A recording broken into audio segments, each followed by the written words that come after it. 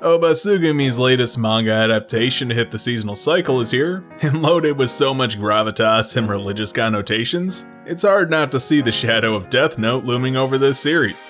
However, I think the real question on everyone's mind when sitting down with this is, wait, are we still doing the angsty teenager with godlike power shtick? I thought we dumped that for people being bored with their superpowers instead. But after that settles, most are looking at this series and asking why, within the fiction of it, that is. Why seek out depressed people and suicidal teenagers to become the new god? And that's a loaded question that deserves a look. So let's do just that, by analyzing the premise of this series, and why God would actively pursue suicidal teens to replace him. Platinum End is about a boy on the cusp of high school getting fed up with his miserable life and throwing himself off a building to end it all. But he's saved at the last second by an angel who says she'll give him her powers on the condition that he fight and kill 12 other god candidates to achieve his happiness. So a supernatural being shows up, grants otherworldly powers that turn other humans' lives into playthings, and this teenager has to figure it out. But that's selling it short in a way. And while some label it such, it's not a Death Note knockoff, nor chasing the same pop cultural relevancy high, but more an answer to the ethos presented in that original manga. Light was a genius who saw himself as morally above others, willing to taint his perfect hands with blood to make the world better, proudly proclaiming himself to be the new god of the world, while borrowing power, lying, and abusing his personal relationships, trust, and positions to further his goals. Platinum End presents a character who doesn't want those things, but takes them so that he can be happy. The principal character, Mirai, refuses to use his gifts in a way that conflict with his moral code. It's a reflection and judgment of that original series using similar themes. And I say it's in judgment of because Light was a self-proclaimed god, not someone actually getting the title. But the fiction of this world does beg the question, what makes one fit to be god? And the unifying theme, on the surface, might be those trying to kill themselves, but suicide attempts are the result, and not the cause. Each was miserable with failing job prospects, a dead-end life after school, or constant abuse. Only those who are miserable are fit, and not really to become God, but to be tested in the first place. By dragging humans to the brink of despair with no other options left to them besides death, tells us that perspective is necessary to govern the world. And why is that? Well, the idea of those who have seen the depths of the human condition where hopelessness consumes them, have a certain perspective when looking at others.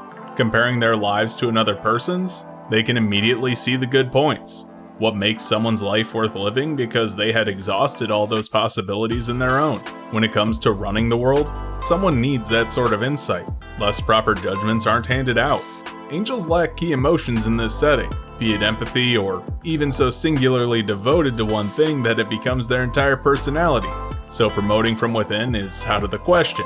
So a human who knows how bad life can get, leading a horde of angels so singularly minded as a guiding force for humanity while shepherding their souls, is important. Doling out painless deaths when things are at their worst and such. Essentially, these people can appreciate the powers they are given and are less likely to abuse it. It stands in direct opposition that the notion of those with certain qualities like intelligence or moral character are destined for leadership and power, and instead takes circumstances into the equation. Using the powers they are given to chase happiness is part of that. They will know the depths of despair, as well as what true happiness is for them. And this is why the competition element for the god selection process is important too. Knowing the gamut of human experience isn't enough in itself. While that gives one the perspective necessary to be god, it doesn't make one fit for the position. The strict time limit in candidate choice shows an intentional element to the selection process. That god needs to be empathetic and understanding, but decisive by striking when the time is right, resolute in their decision to follow through with the consequences of their choice, initiative to put things into motion, and willingness to carry out judgment. That's why these people killing each other is key, as it's not just an edgy hook for the show to pull viewers in, but a process that weeds out those who lack the key qualities one needs for godhood. In essence, misery breeds value in the human condition, owned by conflict, and that's the core conceit of this franchise. It's also why it's a direct answer to the underlying premise of Death Note, that on its surface there are born leaders in this world with the skills to be righteous gods. And Death Note does reject that by painting Light as the villain protagonist of the series. No one was born with the knowledge and judgment to be God, but instead needs to be forged through understanding the human condition and tested in their resolve. Light fails at that by lacking a true understanding of what it means to be human.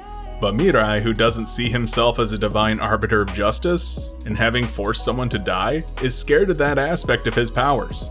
He's just a normal guy who wants to be happy above all else, as selfish as that sounds, while also fighting for others to not be as miserable as he was. In essence, the goal of this game is to find a person who understands misery and wants to prevent it as much as possible for others. So what's the author's intention? That those who seek power will misuse it, but those who use it for the benefit of others, not punishment, by understanding will put it to use for the greater good. That is a bit of moral grandstanding, but when you're talking about what makes someone fit to be God, that's to be expected, and within the fiction of the world presented, it works. Platinum End is ultimately a series about how people cope with their lives, turning whatever pain or heartache they have into useful life experience that dictates how they interact with others. These are core aspects of what makes one fit to be God in this anime, and probably why the blood sport unfolding is so fascinating to watch, as we see people we know have had a hard time fighting for their own happiness, and some to even change the world for what they see as the better. Whether their vision is right, or if the main character Mirai's ideals are, is yet to be seen, but it's certainly pitching a unique spin on godhood. Hey, you've made it to the end of the video. Don't forget to like, comment, subscribe, share, and do all the other YouTube stuff to help the channel grow.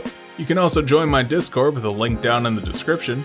And if you really want to support me, you can head on over to my Patreon and pick up some extra perks, like voting on what I do next.